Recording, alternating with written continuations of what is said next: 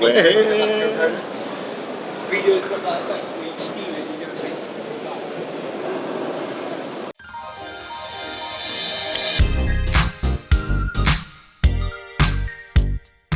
What does every good vlog begin with? Travel shots! Last week I took my first ever trip to a Yu-Gi-Oh! European Championship from a little town in the UK to a bustling city in the Netherlands. The EUWCQ 2019 was hosted in Utrecht, and because I needed to get there to see the playoffs and to meet up with some people, I had to get going relatively early. A 6:50 bus took me to Heathrow Airport, and I was pretty much gone the entire way, but the countryside flew by and I was soon inside the airport, searching for the right terminal. Heathrow is pretty massive, some might even call it huge. The bus dropped me at the central station, so I had to head underground to get myself onto a free train service to the right terminal. Once there, I got some time in the departure lounge to chill and think about what was ahead of me, a relatively short flight, and an event bigger than any that I'd ever competed in previously. So obviously I said, screw the rules, and I threw Yazzie into my deck, making the extra a total shambles. We touched down in Amsterdam a little late due to a slightly late departure, and wandered around trying to find the train station. Thankfully, when they built the place, they knew what they were doing, so they handily placed it right below the airport. After a little while longer, we had finally arrived in Utrecht. I have to tell you, by this point I was really excited to see how it would all turn out. The venue, the players, the whole event. Everything was new and full of potential. Google Maps had some interesting ideas about how to get to the venue, which was an event hall contained within Yabas, which I've probably totally butchered there, but eventually I made it inside. So here we are, the biggest European event and the largest EUWCQ in history. Friday began with a bunch of side events and of course the all-important World Championship playoffs. The time for the top performing European players to engage in pitch battle to decide who should represent us at the World Championship. What was even more exciting than anything else was that Konami gave me the opportunity to record wherever in the venue that I wanted. This is actually phenomenal news for a European YouTuber. Normally we wouldn't be able to, and I feel truly privileged to be able to bring you this footage. There were some incredible moments in that first day, and this thing was really kicking off well.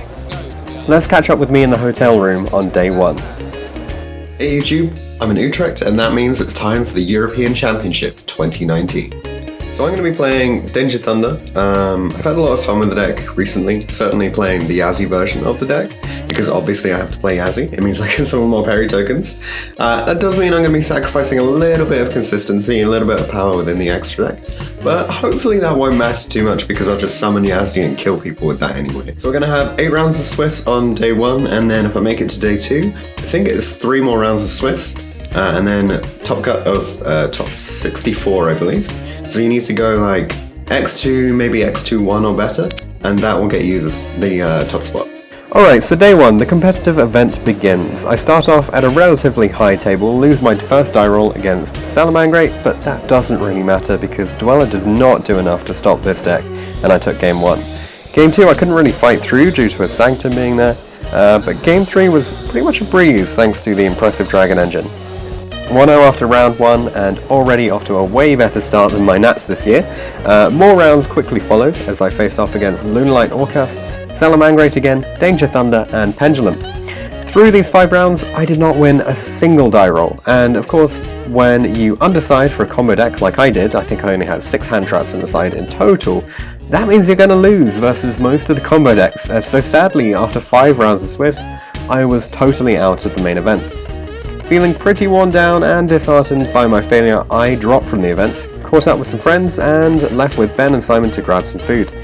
In fact, I was so annoyed by my performance that I thought about dropping the deck entirely and competing using Ben's random pseudo-danger FTK for the side events. Instead, I went back into day 2 feeling slightly better rested and focused on hanging out with great people and enjoying the side events a bit more.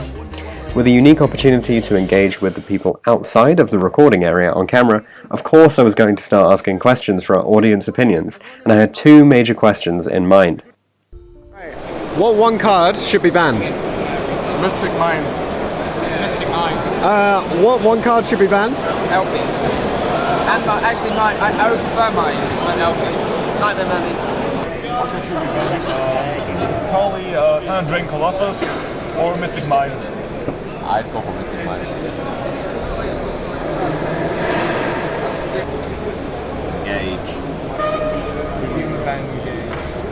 would ban Sunlight Wolf. Sunlight Wolf. It's a difficult question, I think, but I think Fogblade is a good target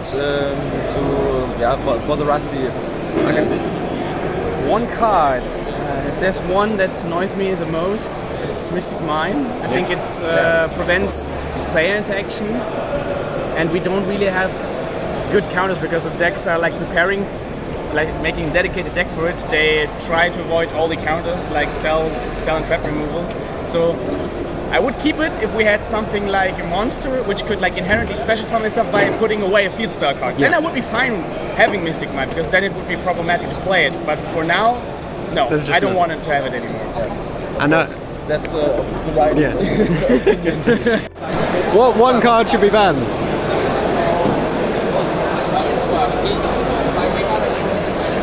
This guy.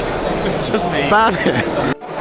What one card should be banned? Sanctum. Which one card should be banned? You can't fix the Thunder Dragon deck by banning only one card, but the most important card to ban is probably Alpi. Okay.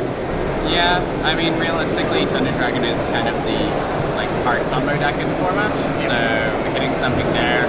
Maybe Triple Burst, it gives a lot of easy access. They have to climb into the Star User, which is a bit more awkward. No, I think the Guard Dragons are definitely a problem there. Like, in an ideal case, you'd want to ban something like Mystic Mind, but right now, banning Mystic Mind would only make the Thunder Dragon problem worse. Should. What? Probably Super Poly.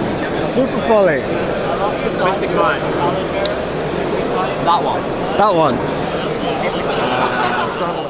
So we can see how people feel. Mystic Mine is a serious problem, often stemming from the fact that it involves a very low amount of effort to steal games. And LP is a strong ban contender too, since it enables such vast combos. Question number 2 now, and there were some varying opinions on this one. And what deck is going to win the event? Whatever I'm playing. Very much mine. Win Euros. Thunder Dragon. And what deck do you think will win Euros? Salamangreat. Yeah, Salamangreat. Yeah, I'll have to go for that. Thunder, because I'm playing. Cool. Probably Salamangreat. Thunder Dragon. Thunder Dragon, Salamangreat. Ooh. I probably think about like Danger Thunders, something like that. Yeah. Something abusing Guard Rings. Yeah. Okay. I think Thunder Dragon, Chaos Danger Guard Dragon is the right pick on this event, but we will see. I think it's gonna be boring. It's gonna be Sky Striker. Yeah. I think they have like the most utility, also being able to play the freaking Mystic Mine to like stall their opponents out and then just game them with that. So they are, I think, the best utility from all of the decks. Cool. Thank you very much. One deck will win. It should be Thunder, but it might not be because variants. I don't think it should be Thunder. I don't think Thunder is consistent enough. We have seen Thunder dropping off more than Salad. Statistically, I think Salad is the most likely deck to win the event. Realistically, the deck that I think should win is a pure Mind variant, but nobody has heard of it. I know wins Con, you've heard it here first. Brad, who Transmigration drops. But that loses for the Salamangreat players. If they're maining the back row removal, which would be correct for a format full of Salamangreat, that's only if they're trying to beat Thunder. It's all a big cycle. Well, actually, Necros could win. We're playing in the same side. I'd love to see it. We have a H2 Necros who hopefully have unfeatured this round. I think hopefully he won't disappoint me like the last Necros. But yeah, no, I think like it's going to be solid great. Or else we're going to look silly. We'll look silly anyway.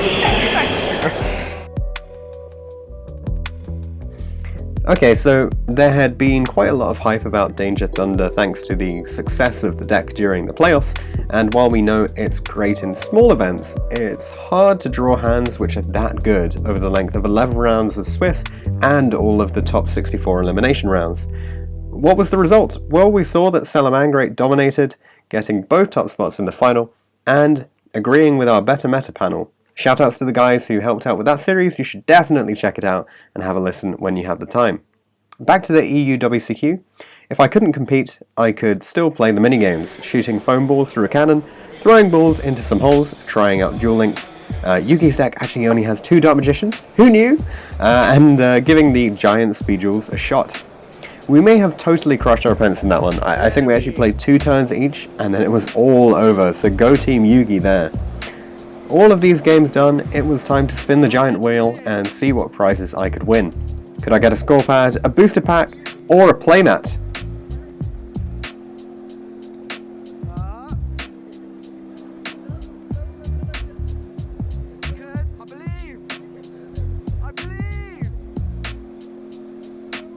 Yeah, so only a score pad this time around. Better luck next time, Yu-Gi-Oh!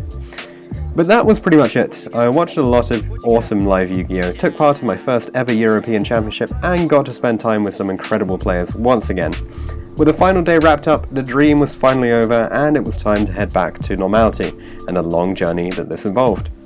What was your biggest event and what was the experience like? Let me know in the comment section and let's swap stories about the best events we've ever been to. That's all from me this time around. Thanks very much for watching, and I'll see you guys in the next video.